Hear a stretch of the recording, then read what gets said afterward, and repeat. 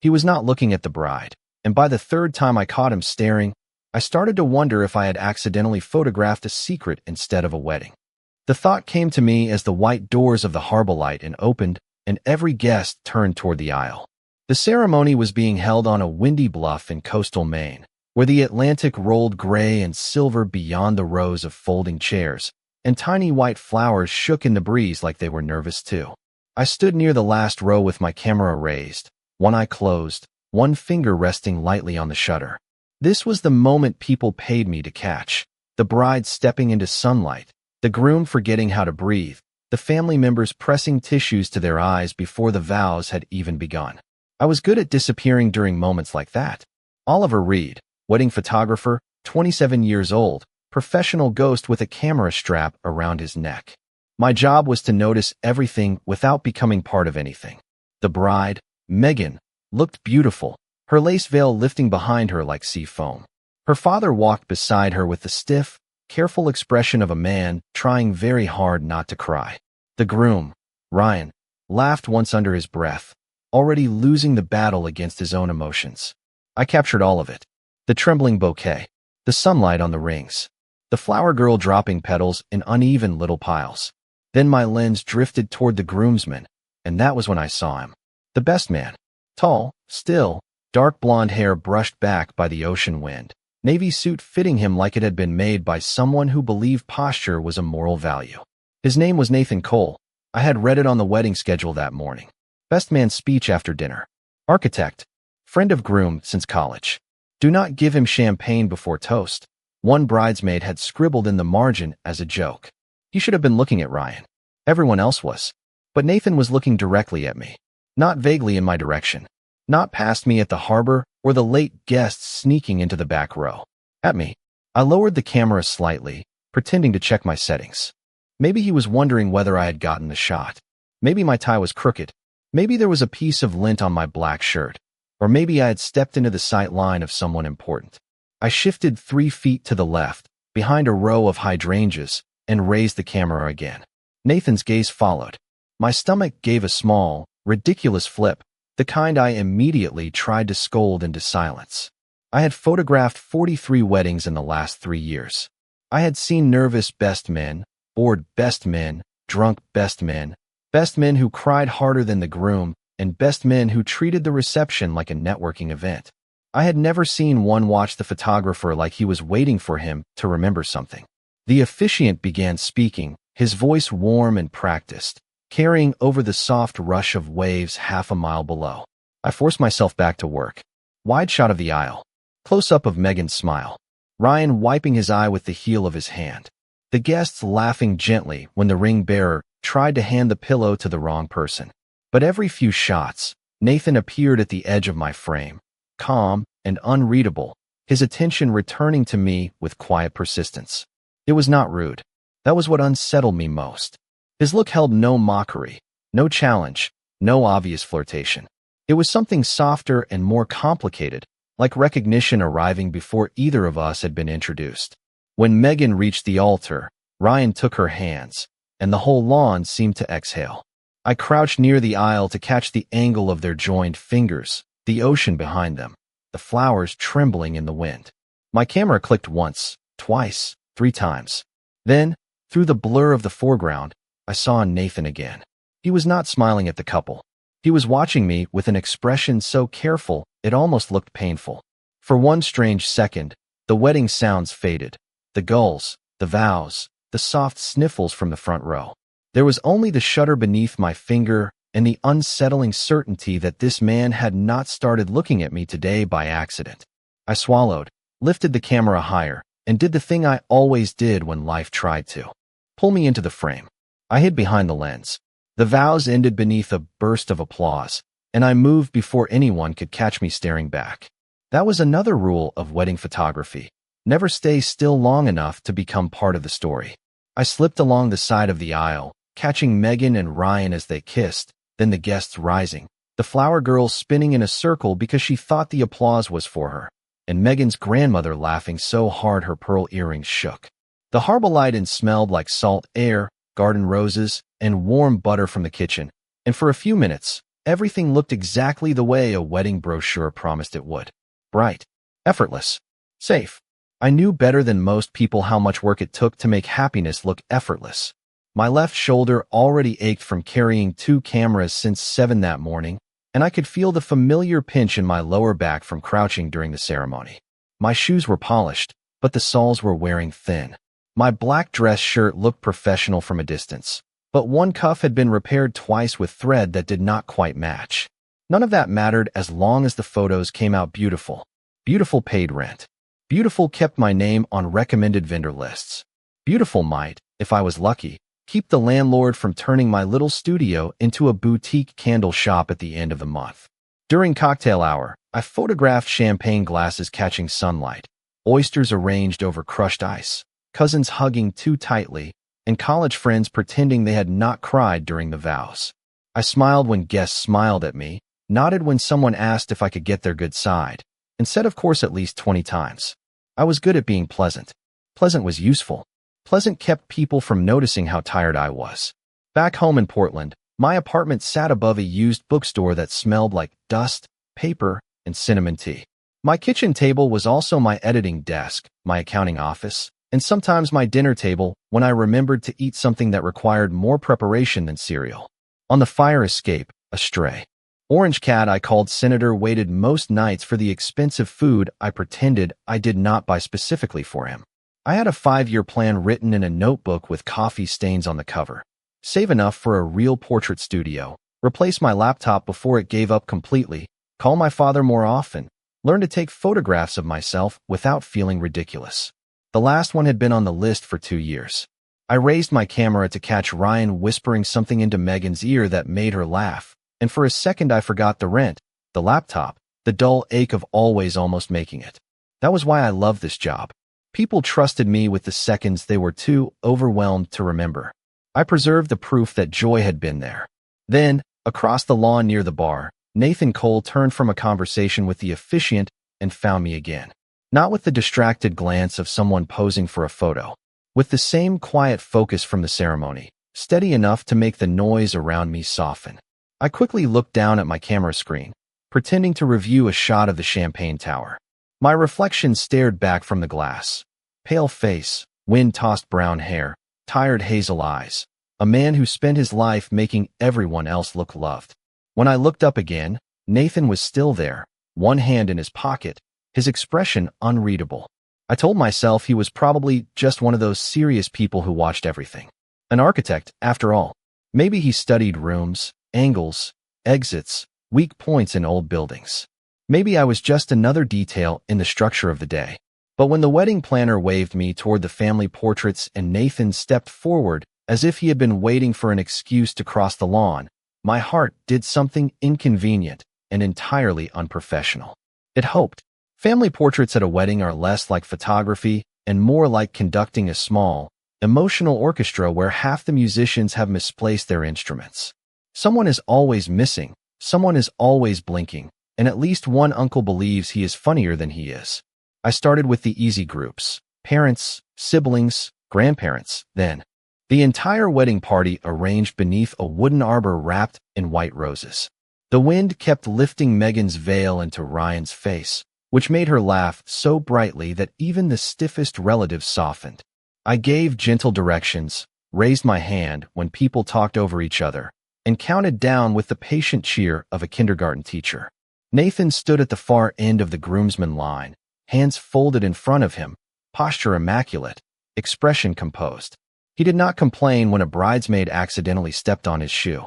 He did not sigh when the ring bearer leaned against his leg like he was a tree. When Megan's grandmother hesitated at the edge of the lawn, worried about the uneven grass, Nathan left his place before anyone asked and offered her his arm. He bent slightly, so she would not have to reach up, then walked her into position with such quiet care that I almost forgot to take the picture. Almost. Through my lens, he looked different than he had during the ceremony. Less mysterious, somehow, and more human in the small spaces between formal poses. He adjusted Ryan's crooked boutonniere without making a joke of it. He crouched to retrieve a dropped earring back from the grass. He noticed when one of the junior bridesmaids looked overwhelmed and quietly moved a chair closer, so she could sit between photos. Nobody made a big deal of these things. Nathan certainly did not. That made me notice them more. Oliver, right? He asked when the planner turned away to chase down a missing cousin. His voice was low and calm, not cold exactly, but carefully measured, like he had built a fence around every word before letting it out. That is me, I said, checking my camera settings because eye contact suddenly felt like a sport I had not trained for. Wedding photographer, emergency boutonniere witness, occasional finder of lost grandparents. A corner of his mouth moved, barely, but it counted as a smile. You are good at this. Finding grandparents? Making people feel less awkward. I laughed once, softer than I meant to. That is mostly because I am more awkward than they are. It puts them at ease. His eyes stayed on me, steady and pale. Green in the cloudy afternoon light. I doubt that. There it was again, that strange feeling of being seen without being inspected. I looked away first, because of course I did. The planner returned with the missing cousin, a man in sunglasses who apologized to no one and insisted he had been right there, though his breath smelled strongly of the hotel bar's signature peach cocktail. I raised my camera and guided everyone back into place. Nathan did exactly what I asked, moved when I gestured, softened his shoulders when I said relax, and somehow made even obedience look deliberate. When I asked the wedding party to cheer for a candid shot, he did not cheer. He looked at Ryan and Megan with a warmth so private I felt almost guilty capturing it. Then the flower girl shouted that she was hungry, the groomsmen laughed, Megan nearly dropped her bouquet, and Nathan finally smiled fully. It changed his whole face. The careful stillness opened, just for a second, and something boyish and unguarded appeared underneath. I pressed the shutter before it vanished. A perfect shot. Maybe the best of the day so far. I lowered the camera, and Nathan was looking at me again, but this time I did not feel judged. I felt like I had accidentally stepped into the edge of my own photograph. Before I could think of something clever to say, the sky gave a low rumble above the ocean. The first raindrop landed on the back of my hand, darkening my skin in a tiny circle. Then another struck my camera strap. The planner looked up in horror. Across the lawn, the white tablecloths began to flutter as the wind changed. In the next breath, the soft coastal drizzle became real rain, and the perfect wedding afternoon scattered into motion. Rain at a wedding has a way of turning adults into startled birds. One moment, everyone was smiling beneath the arbor, and the next, chairs scraped, relatives squealed, napkins lifted off tables, and the wedding planner, a woman named Harper who had been composed enough to negotiate with a florist over one missing peony, looked as if the sky had personally betrayed her. I tucked one camera under my jacket and lifted the other against my chest, using my body as a very expensive umbrella. Inside, everyone inside, Harper called, clapping her hands with the authority of a camp counselor. Family portraits will continue in the ballroom. Please do not run on the grass. Sir, that is not your champagne. I would have laughed if I had not been calculating the survival odds of my equipment. Megan stood beneath Ryan's jacket, laughing in disbelief while her bridesmaids formed a frantic wall of silk and hairspray around her. The ocean had disappeared behind a curtain of silver rain, and the lawn that had looked romantic 10 minutes earlier now looked like it wanted to swallow every heel in attendance. I was reaching for my spare lens bag when Harper appeared in front of me, cheeks flushed, clipboard pressed to her chest like a life vest. Oliver, the vow book, the small brass lanterns, the guest Polaroid box, and the backup bouquet are still in the greenhouse. Of course they are, I said, because weddings loved putting important things in poetic but inconvenient locations. Harper turned, spotted Nathan helping Ryan's father carry 2 chairs toward the porch, and pointed at him with desperate hope. Nathan, you are tall and calm. Go with Oliver. Nathan looked over at me. Rain darkened the shoulders of his navy suit and caught in his hair, making him look less like a formal best man and more like someone who had walked out of a quiet movie scene at exactly the wrong moment. I can do that, he said. I should have said I could manage alone. I had spent years proving I could manage alone. Instead, I nodded and followed him across the side path, both of us moving quickly past dripping hydrangeas and overturned place cards. The greenhouse sat behind the inn, about 200 feet from the main building, old and narrow, with fog glass panels and a green door that stuck when Nathan pulled it open. Warm, earthy air wrapped around us as we stepped inside. Rain tapped the roof in 1,000 tiny beats. For a moment, the chaos of the wedding became muffled and far away. There were stacks of wooden crates, coils of string lights, buckets of white roses, and one extremely judgmental ceramic swan wearing a satin ribbon. I set my camera bag on a dry potting bench and exhaled for the first time in what felt like an hour. Nathan closed the door behind us, then looked at the swan. "Is that ours?" "I hope not," I said. But I have learned never to underestimate a bride with a Pinterest board. That earned me another one of his almost smiles. He took a folded towel from a shelf and held it out. "Your camera." "Thank you." I accepted it carefully, drying the lens with the tenderness most people reserve for newborns. Nathan watched my hands, not in the strange way from earlier, but with quiet attention. "You really love it," he said. "Photography." I checked the glass for water spots. "I love what it saves." People forget small things. The way someone looked at them when they were not paying attention. The way their hands shook before something important. The 5 seconds before a room starts clapping. He was silent long enough that I glanced up. His expression had changed, softened by something I could not name. "That matters," he said. The words were simple, but they landed with unexpected weight. I looked away first, pretending to search for the vow book among the crates. "Well, today it also saves us from Harper having a nervous breakdown, so let us find the missing romance supplies." Nathan moved to the far table, lifting lanterns into a box with careful efficiency. I found the backup bouquet inside a bucket near the window, miraculously dry. When I reached for the Polaroid box on a high shelf, my foot slipped slightly on a damp patch of floor. I did not fall. Nathan's hand simply appeared at my elbow, steady and warm through my sleeve, then disappeared the second I had my balance. "Careful," he said. No drama, no grand gesture. Just one quiet word and the feeling that, for once, someone had noticed the exact moment before I needed help. For a few seconds after Nathan steadied me, neither of us moved. The rain kept tapping above us, soft and quick, while the greenhouse filled with the smell of wet soil, roses, and old wood. His hand was gone from my arm, but the place where he had touched my sleeve still felt strangely awake, as if my body had taken notes before my brain approved them. I cleared my throat and lifted the Polaroid box from the shelf. Good news. The tiny camera for drunk guest memories has survived. Nathan glanced at the box. "That sounds dangerous." "It is. By midnight, someone's aunt will be wearing Ryan's tie around her head, and there will be photographic evidence." This time he actually laughed. It was brief, surprised, and warmer than anything I had heard from him all day. I looked down too quickly, pretending to organize the lanterns. The sound did something inconvenient to my chest. We packed in silence for a minute, but it was not the uncomfortable kind. It was the kind that settled around two people who had run out of safe little jokes and were standing near the edge of something more honest. Nathan wrapped the vow book in a linen napkin so the rain would not touch it. I watched the care in that simple motion and finally asked the question that had been following me since the ceremony. "Did I do something wrong?" His hands paused. "Wrong? You have been looking at me since Megan walked down the aisle." The sentence came out lighter than I felt it. Usually when wedding guests stare at me that much, it means I blocked their view, spilled something on myself, or look like someone who owes them money. Nathan looked at me then, and the humor left gently, not abruptly. "You did not do anything wrong." "Then why?"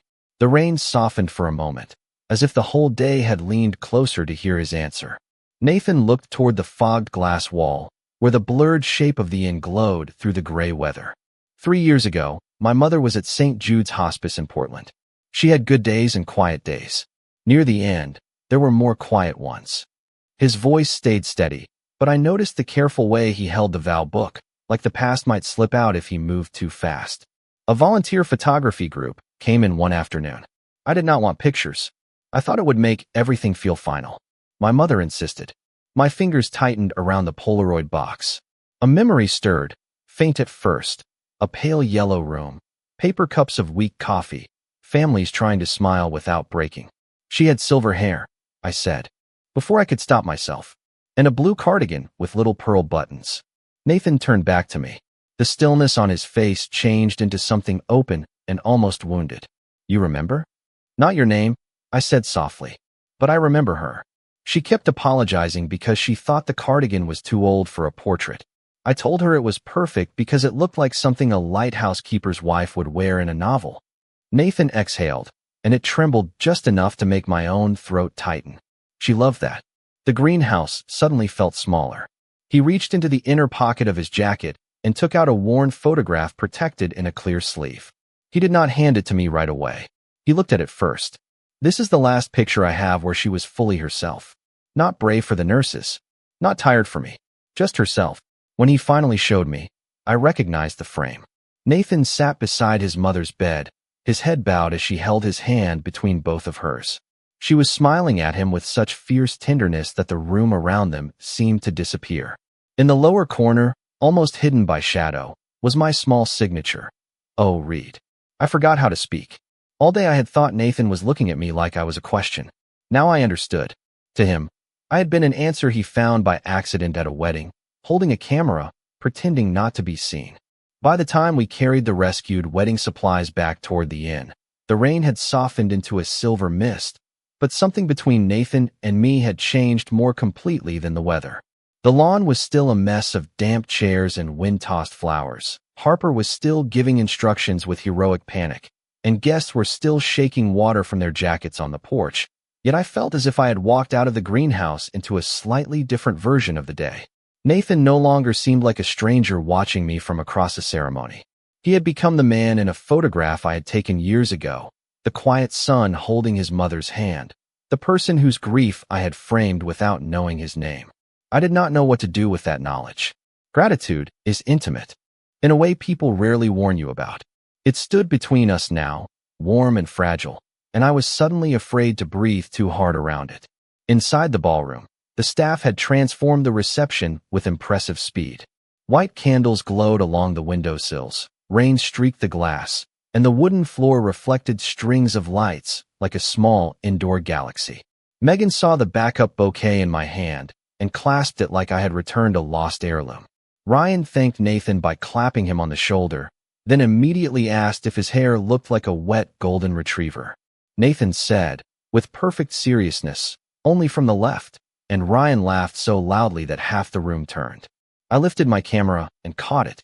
Nathan glanced at me afterward, and for the first time, I smiled without hiding behind the viewfinder. It lasted only a second, but I knew he noticed because his expression softened at the edges. The rest of cocktail hour became a blur of small rescues. Nathan climbed a stepladder to fix a drooping strand of lights while I stood below pretending not to worry about him.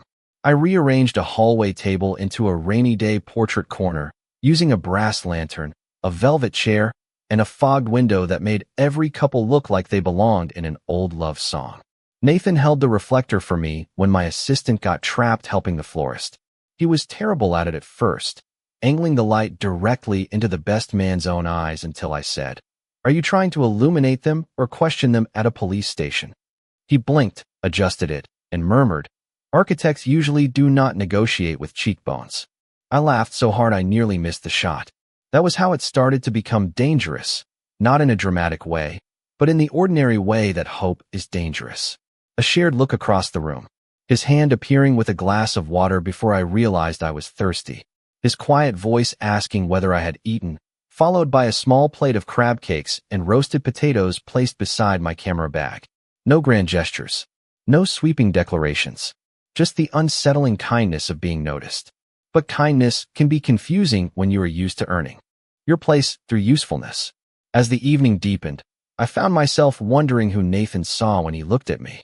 Did he see Oliver Reed, the man who forgot to buy groceries, talked to a stray cat, and sometimes lay awake worrying that his best work would never be enough to build a real life? Or did he see the signature in the corner of a photograph that had carried him through loss? Near the dessert table, Harper caught us standing side by side while I checked the lighting for the cake cutting. She looked from Nathan to me, then smiled like she had discovered a secret flavor of frosting. "You two look suspiciously efficient together," she said. "Should I be assigning you a joint seating chart?" I nearly dropped my lens cap. Nathan, calm as ever, said, "Only if there is coffee involved." Harper grinned and walked away before I could defend myself. I looked at Nathan, ready with a joke, but the words faded when I saw he was already looking back. Not at the memory, not at the photograph, at me, standing in the middle of a noisy ballroom with rainwater drying in my hair and powdered sugar on my sleeve. For one breath, I let myself believe that might be enough. The first sign that the evening was about to change was my phone vibrating against the wooden table beside my camera bag. I almost ignored it. The cake cutting was in 10 minutes. The ballroom lights had finally settled into a warm amber glow, and Harper was whisper-yelling into a headset about forks with the intensity of a person defusing a very elegant bomb. But the screen flashed with a name I had not expected to see again. Elaine Mercer, Mercer House Studios, Seattle. My stomach tightened. I had sent my portfolio to her 6 months earlier during one of those late nights when ambition and panic felt like the same thing. Mercer House was the kind of studio that photographed magazine covers, museum donors, and families who owned more than one house without calling either of them a vacation home. I stepped into the hallway, where the rain whispered against the windows and the music from the ballroom became a soft, distant pulse. "Oliver Reed speaking," I said, trying to sound like a man who had not eaten half a crab cake over a trash can 20 minutes earlier. Elaine's voice was bright, polished, and fast. She said she had reviewed my portfolio again. She said my hospice series had stayed with her. She said a full-time assistant photographer position had opened sooner than expected, with benefits, a real salary, travel opportunities, and a chance to learn under people whose names I had only seen in glossy magazines. I should have felt only gratitude. Instead, my eyes drifted through the glass doors toward the ballroom, where Nathan stood near Ryan, listening with his head slightly bowed, that quiet patience wrapped around him like a tailored coat. Elaine asked if I could relocate within 6 weeks. 6 weeks. The words landed with the practical weight of rent, health insurance, new equipment, and a future that did not wobble every time a client paid late. "I am interested," I said carefully. "I would need a little time to think." Nathan looked up then, as if he had felt my gaze across the room. For 1 second, the hallway, the offer, the wedding, and the rain all seemed to hold still. I turned away before my face could say anything I had not approved. When I returned to the ballroom, Nathan was not where he had been.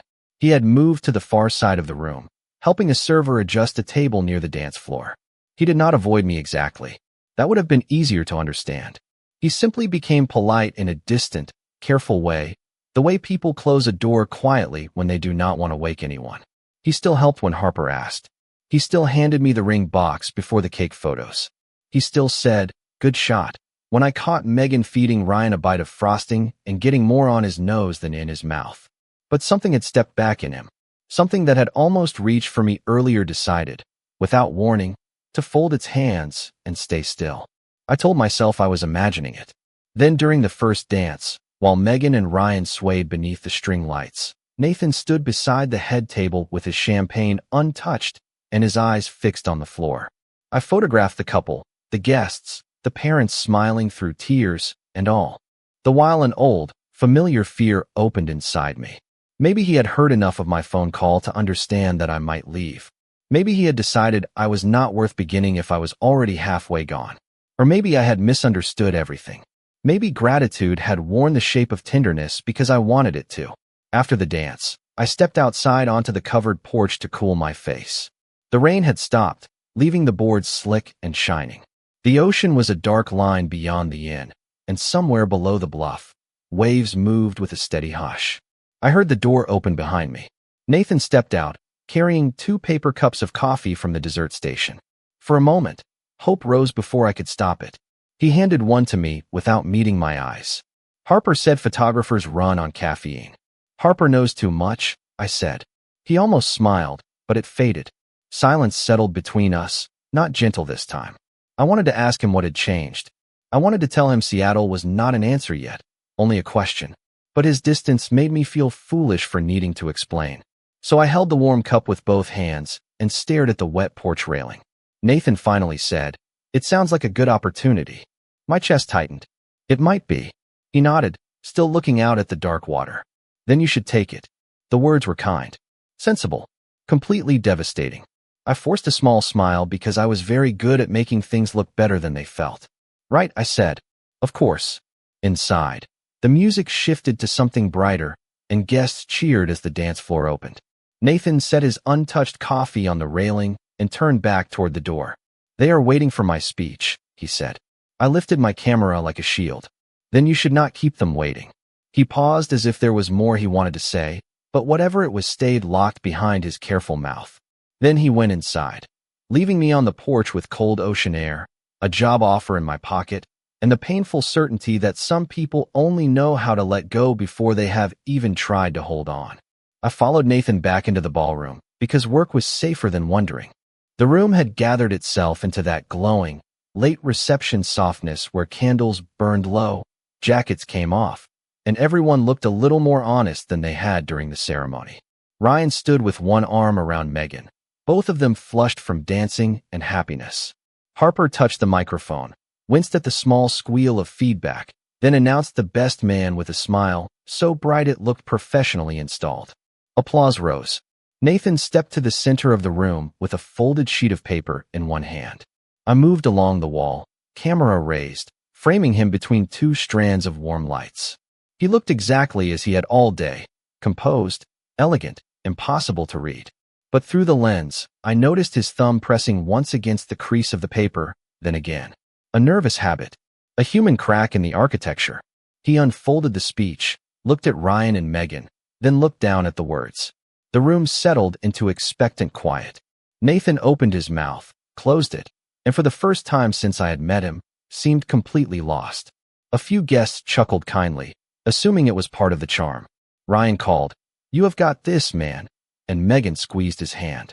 Nathan looked toward them, then toward the paper, and something in his face shifted. Not fear. Decision. He folded the speech back up. "I wrote something very polished," he said, his voice carrying through the ballroom. It mentioned college, loyalty, how Ryan once tried to cook pasta in a coffee maker, and at least 3 respectable jokes approved by Megan. Laughter moved through the room.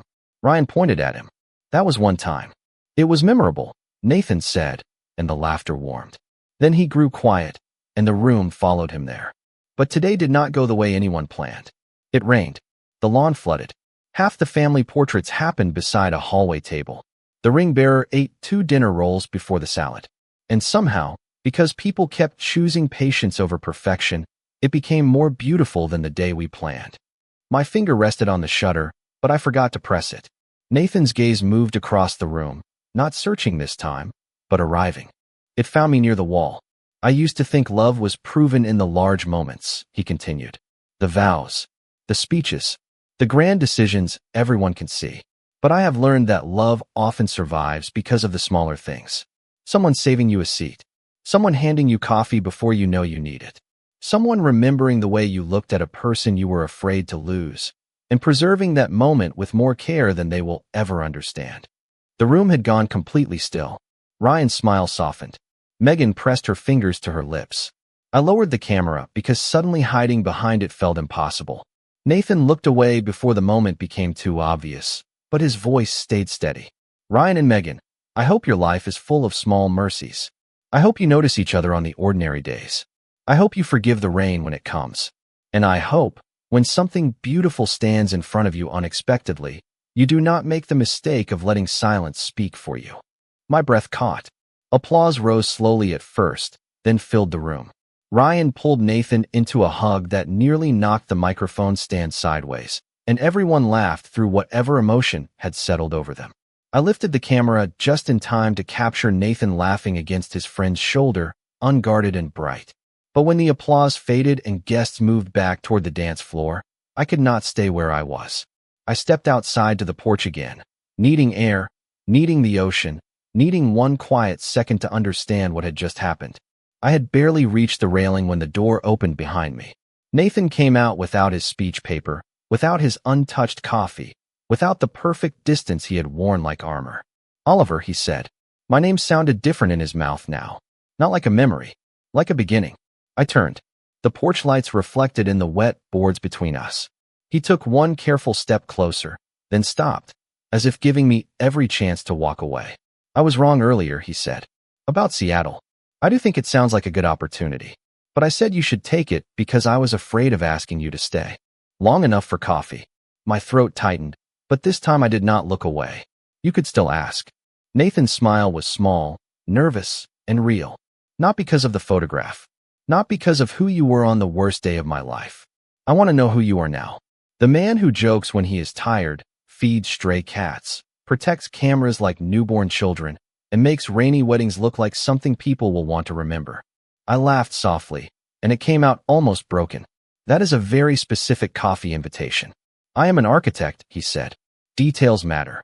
Inside, the music changed to a gentle song, and through the windows I saw Megan and Ryan dancing again, surrounded by everyone who loved them.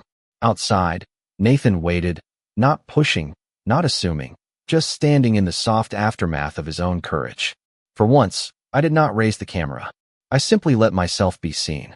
We did have coffee the next morning, though calling it coffee made it sound simpler than it was. It was really 2 paper cups from a bakery 3 blocks from the Harborlight Inn, shared on a bench facing the harbor while gulls argued overhead and fishing boats moved through the pale, Maine morning like they had somewhere more certain to be. Nathan wore a gray sweater instead of a suit, and somehow that made him more intimidating, not less, because without the formal armor of the wedding, he looked painfully real. I told him about the apartment above the bookstore, about Senator the stray cat who had promoted himself to roommate, about the studio lease I could barely afford, and about Seattle waiting like a clean, sensible door I was afraid to open. Nathan told me about his mother, about the old movie theater in Portland he wanted to restore, about how buildings sometimes survive by being changed carefully instead of torn down. He did not ask me to stay. That mattered.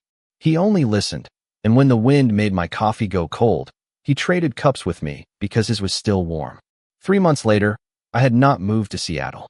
I did not reject the offer because of a man I had known for one rainy wedding night. I rejected it because, after years of chasing stability, as if it were the same thing as happiness, I finally admitted that the life I wanted had roots. Messy roots, expensive roots, roots tangled around a bookstore, a stubborn orange cat, a community of people whose faces I knew, and a small storefront on Congress Street with cracked blue paint and windows that caught the afternoon sun. I signed the lease with a hand that shook so badly the landlord asked if I needed water. I said no. Then I called Nathan from the sidewalk and told him I had done something either brave or financially questionable. He said, with complete seriousness, "Most meaningful renovations begin that way." The studio opened on a Saturday in early fall. I named it Harbor Light Portraits, partly because of the inn, partly because I liked the idea of giving people proof that something warm could still be found in weathered places. Megan and Ryan came first, carrying a framed print from their wedding. Harper arrived with cupcakes and immediately rearranged my guest table because, in her words, the napkins lacked emotional structure. My father drove down from Vermont with a toolbox, pretended not to cry, and fixed a shelf that had not asked to be fixed. Senator sat in the front window wearing a small blue bow tie Nathan insisted was dignified. By noon, the walls were full of faces, grandparents, newborns, retired teachers, couples with nervous hands, families laughing too hard to pose properly. Near the back wall, in a simple white frame, hung the photograph of Nathan and his mother. Beside it was a newer picture from Megan and Ryan's wedding, one I had almost deleted because it was not technically perfect. It had been caught in the reflection of the ballroom window after the rain. Nathan stood on the porch looking at me, soft and unguarded, while my own reflection appeared faintly in the glass, camera lowered, mouth curved into a smile I did not remember allowing. For years, I had believed my place was behind the lens, preserving joy from a safe distance. But that afternoon, as Nathan walked in carrying 2 coffees and a small brass sign he had made for my door, I realized some photographs do not trap the past. Some of them quietly show you the future before you are ready to name it. He handed me the warmer cup, as always, and looked around the studio with the careful pride of someone seeing a restored building breathe again. "It suits you," he said. I looked at the walls, the people, the rain beginning softly against the windows, and finally at him. "So does being here," I answered. Nathan smiled, and this time, when someone lifted a camera from across the room and called for us to turn around, I did not step away. I stood beside him, shoulder to shoulder, and let myself stay in the frame.